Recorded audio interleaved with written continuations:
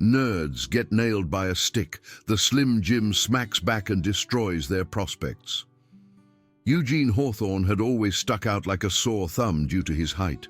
He towered at 6'4", yet barely tipped the scales at 140 pounds.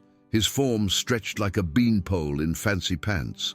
His arms and legs seemed to have minds of their own, giving him the air of someone perpetually tripping through existence.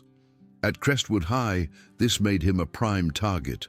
The irony wasn't lost on Eugene that his lanky build made him ideal for hoops, but he'd never tried out. He chose to remain unseen, slinking through the corridors with his shoulders slumped, trying to shrink the space he occupied in a world that seemed intent on singling him out for all the wrong reasons.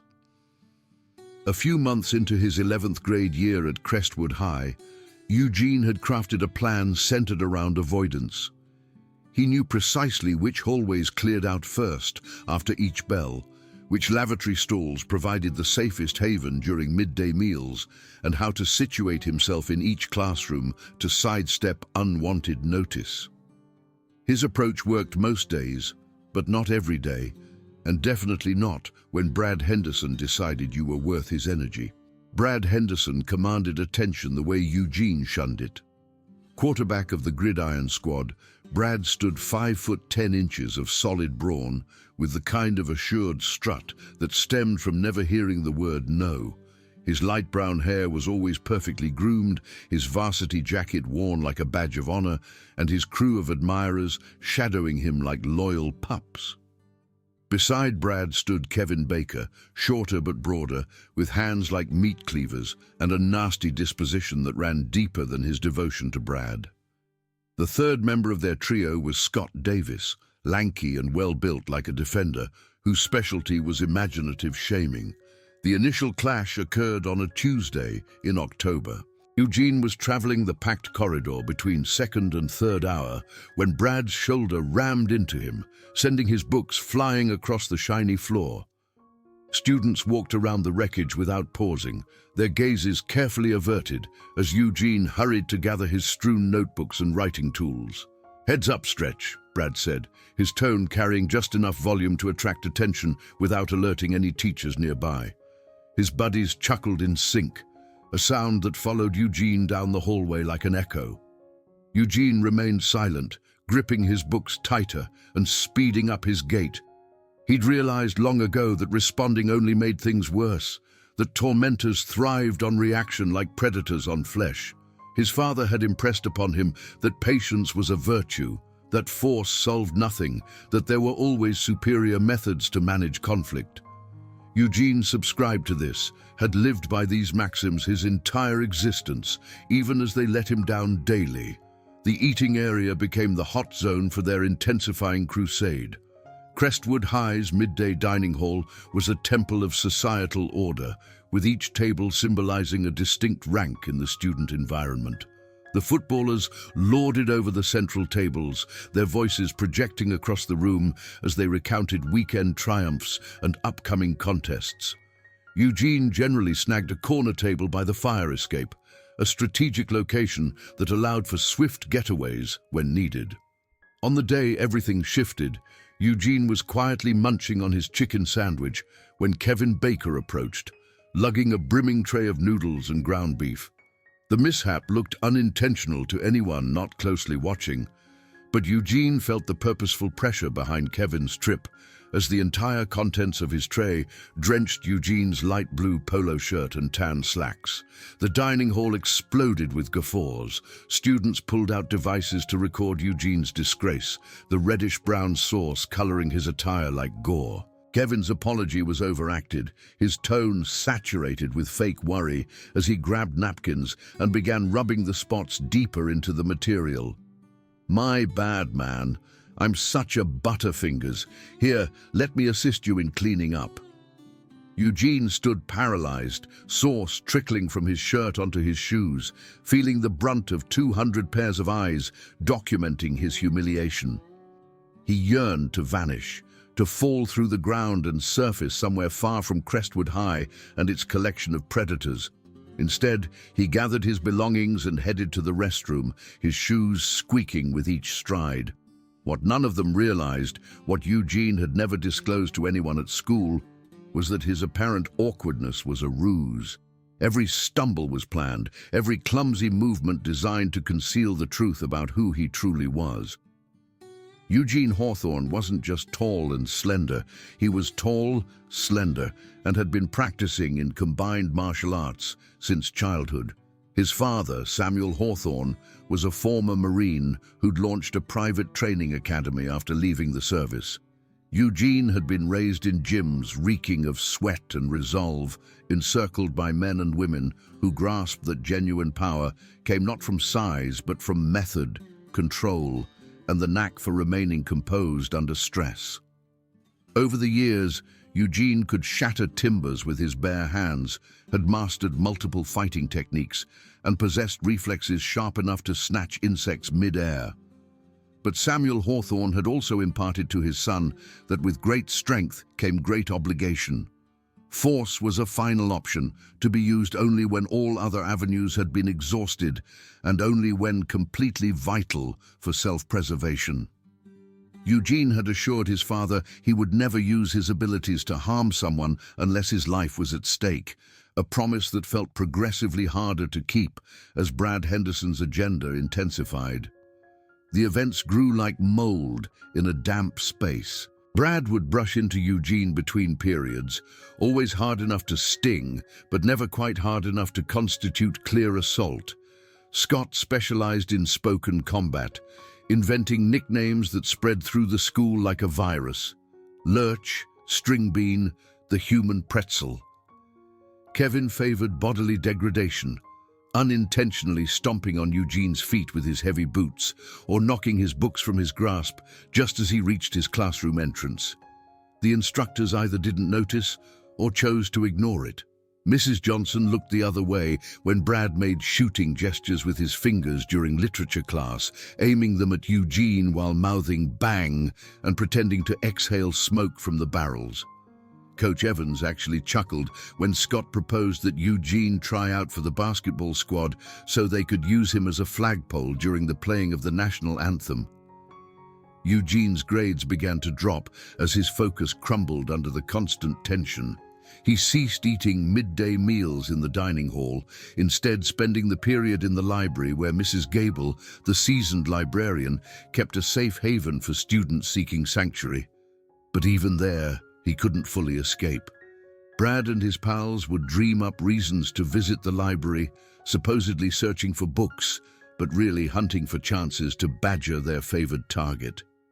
The end came on a Friday in November, during what should have been Eugene's peaceful period in the library.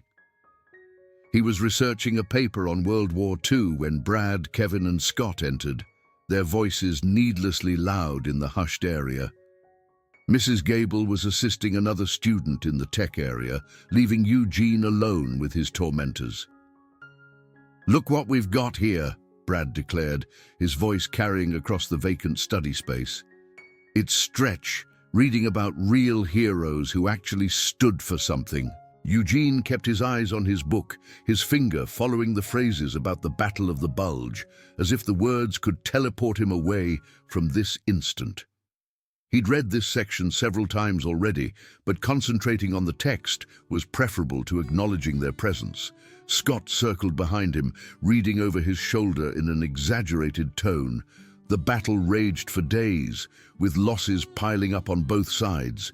He paused dramatically. "Hey, Eugene, think you'd last moments in an actual brawl?" Kevin snickered, pulling out his device to capture video. "We should prove that theory. What do you say, Lurch?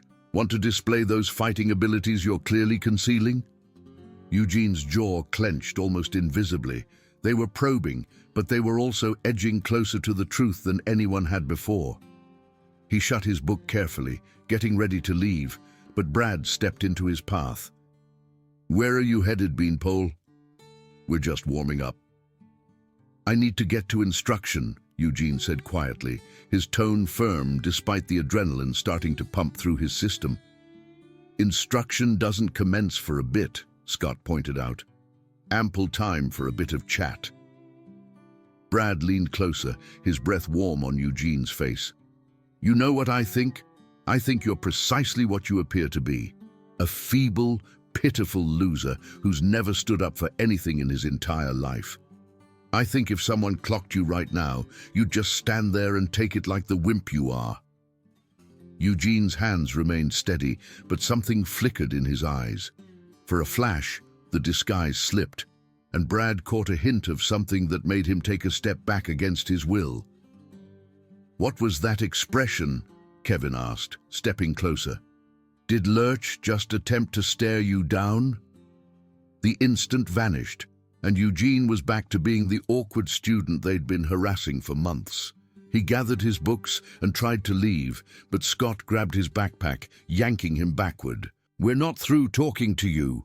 The confrontation might have escalated right there, in the library's tranquil ambience, but Mrs. Gable's voice reverberated from the tech area, reminding students about proper search guidelines. The three bullies traded glances and opted to postpone their amusement until a more private spot presented itself. That spot arrived the following Monday after basketball drills. Eugene had stayed late in the library once more, waiting for the corridors to clear out before attempting his trek to the parking area where his rundown sedan awaited. November had ushered in an early cold spell to their small town, and darkness came swiftly after 4 o'clock. The parking area lamps formed puddles of yellow light, separated by regions of deep shadow, ideal for events that preferred to avoid adult attention. Eugene was fumbling with his keys when he heard footsteps approaching from behind. He didn't have to turn around to recognize who it was. The voices were as recognizable as his own anxieties. Well, well, well, Brad's voice traveled across the deserted parking area. Look who we stumbled upon, all by his lonesome in the gloom. Eugene turned slowly, his keys still clutched in his right hand. Brad, Kevin, and Scott stood 20 feet away, spread out in a pattern that blocked his access to the school building. In Kevin's hands was a metal bat, the metal reflecting in the parking area lamps. Interesting thing about basketball drills, Scott said conversationally. Coach always leaves equipment scattered around. Amazing what you can locate if you know where to scout. Eugene's mind raced through choices. His vehicle was behind him, but he'd never reach it before they closed the gap. The school building was closer, but the doors would be secured after hours. His phone was in his pack, but calling for assistance would take too long and likely wouldn't be heard over the sound of whatever they planned to do with that bat. We've been considering our conversation in the library, Brad continued, starting to walk slowly forward. About testing your fighting skills. Seems like the ideal opportunity just emerged. I'm not looking for any problems, Eugene said, his tone projecting across the parking area with surprising steadiness. Kevin laughed, tossing the bat from hand to hand with practiced ease. That's the issue, Lurch. You never desire any problems. You just take it and take it and take it. Where's your pride, man? Where's your self-respect? He doesn't possess any, Scott added. That's why he's tailor-made for what we have in store. They were 15 feet away now, close enough that Eugene could see the thrill in their eyes, the anticipation of brutality that had been building for months. The bat reflected the light as Kevin adjusted his grip, and Eugene realized with crystal clarity that they weren't intending to just humiliate him this time. They were intending to injure him, seriously. Last chance to bail, Eugene said, his tone dropping to barely a murmur. Brad laughed, a sound lacking humor. Bail? We're just getting started. Kevin here played baseball for years. He's curious about how many smacks it takes to shatter those spindly legs of yours. Kevin stepped forward, raising the bat to shoulder height. Consider it a scientific study. We'll start with your kneecaps and progress from there. Something core shifted in Eugene Hawthorne at that instant. The disguise he'd worn for so many years didn't slip. It shattered entirely. His posture straightened, his shoulders squared, and his entire demeanor transformed from victim to attacker in the span of a heartbeat. "Set the bat down," Eugene said, his tone now carrying an authority that made all three bullies pause. "Or what?" Kevin sneered, but there was doubt in his voice now. Eugene didn't respond with speech. Instead, he moved. Years of martial arts practice burst into action as Eugene closed the distance between himself and Kevin with fluid elegance.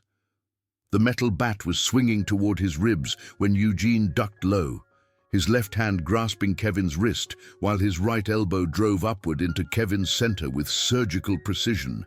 Kevin doubled over, gasping for breath that wouldn't come, the bat clattering to the pavement as his hands gripped his abdomen. Eugene spun the larger student around, applying a chokehold that cut off blood flow to his brain.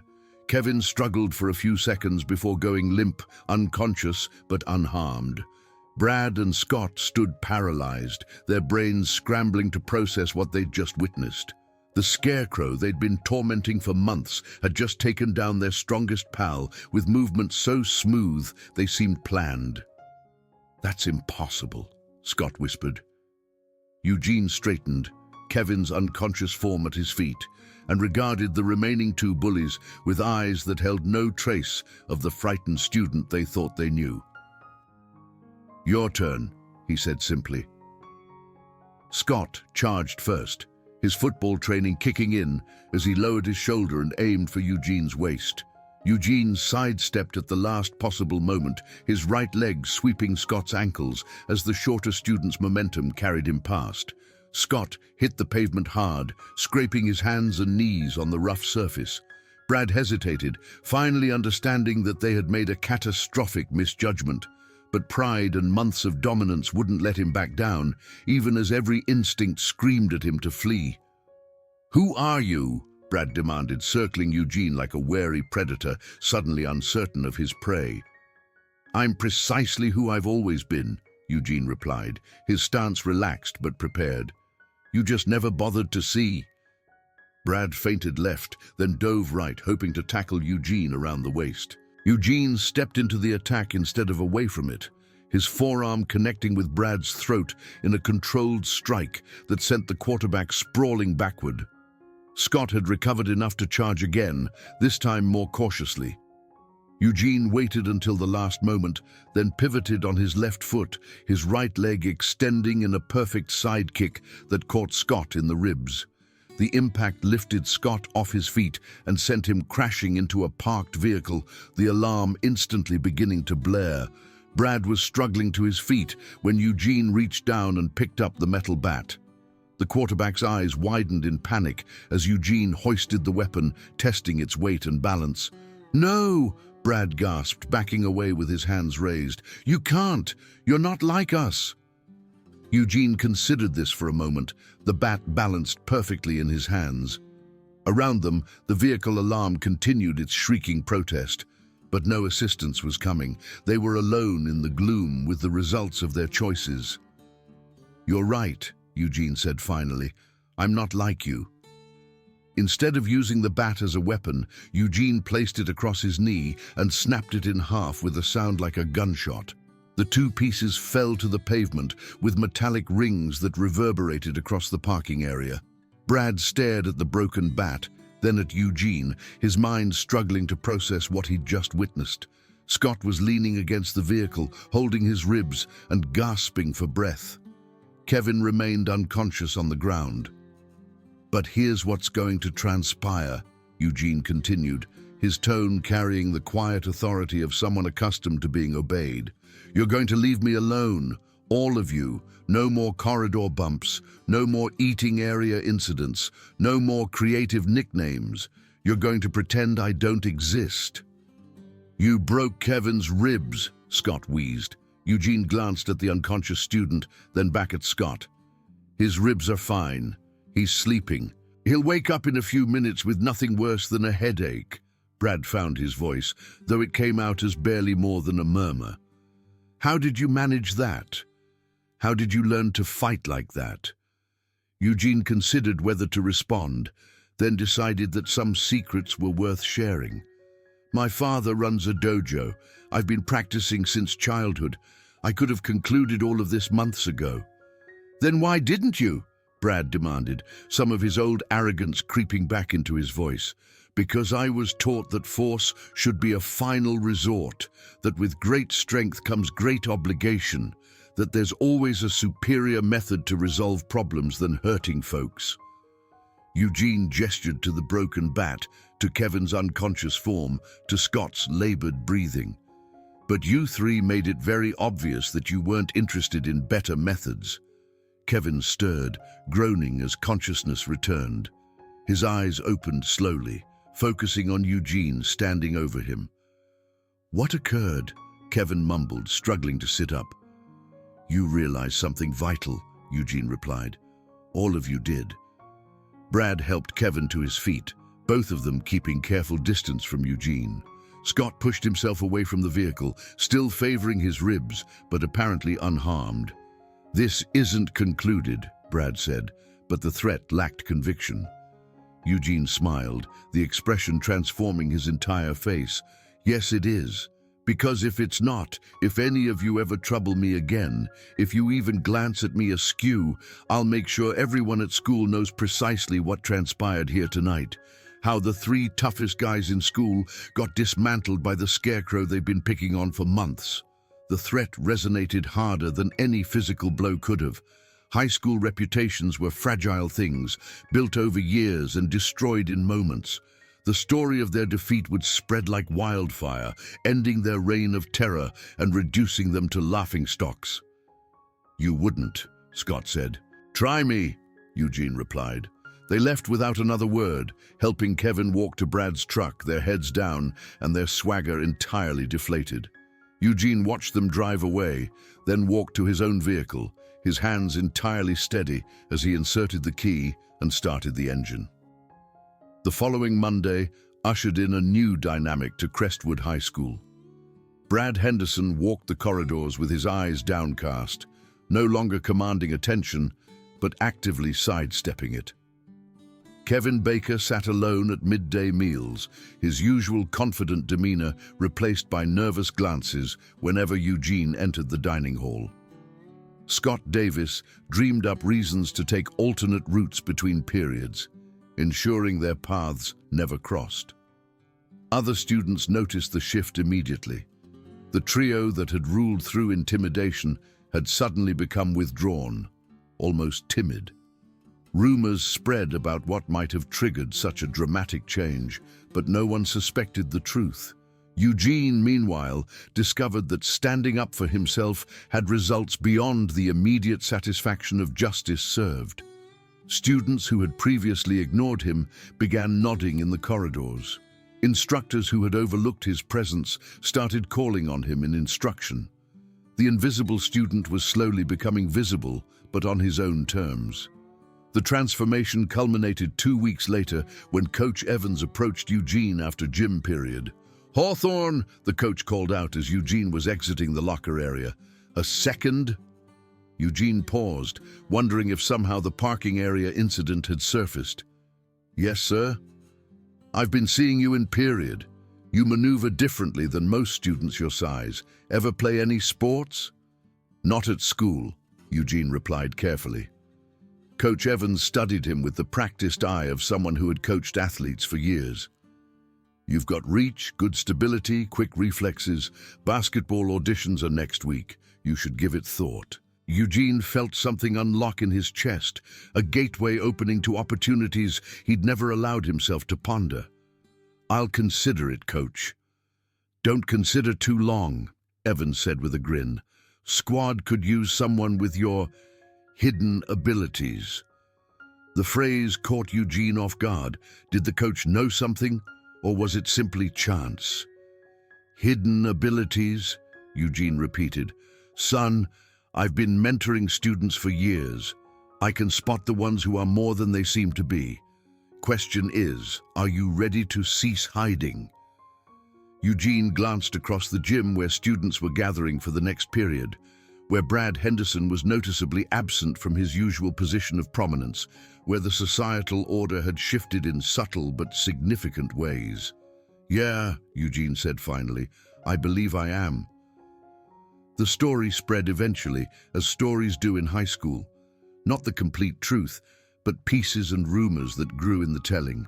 Some said Eugene Hawthorne had taken down 3 bullies single-handedly. Others claimed he'd shattered a bat with his bare hands. A few whispered that he came from a lineage of fighters, that his quiet demeanor concealed perilous abilities. Eugene neither confirmed nor denied any of it. He let the mystery develop, understanding now that sometimes reputation was more potent than reality. The vital thing was that the bullying ceased, not just for him, but for others as well. Brad Henderson's crew had lost their taste for terrorizing the weak, apparently realizing that victims might retaliate in ways they never anticipated. On a Friday evening in December, Eugene found himself back in the school parking area, but this time as part of the junior varsity basketball squad heading home after drills. His transformation from target to athlete had been remarkably smooth, his natural height and concealed grace making him a formidable player despite his late beginning. As he loaded his gear into his vehicle, Eugene noticed Brad Henderson walking alone toward the student parking area. Their eyes met across the distance, and for a moment, time seemed suspended. Then Brad nodded, a small gesture that might have been respect or acknowledgement or simply recognition that their war was over. Eugene nodded back, understanding that forgiveness didn't require friendship, that justice didn't demand ongoing hatred. The scared, bullied student was gone, replaced by someone who understood his own worth and wouldn't let others diminish it. Driving home through the darkening streets, Eugene reflected on the lessons learned and prices paid. Force had indeed been the final resort, used only when all other avenues were exhausted. He hadn't become the bully, hadn't let strength corrupt him into something he despised. Instead, he'd found equilibrium between power and restraint, between standing up for himself and maintaining his moral bearings. His father had been correct about obligation coming with strength, but Eugene had realized something else as well.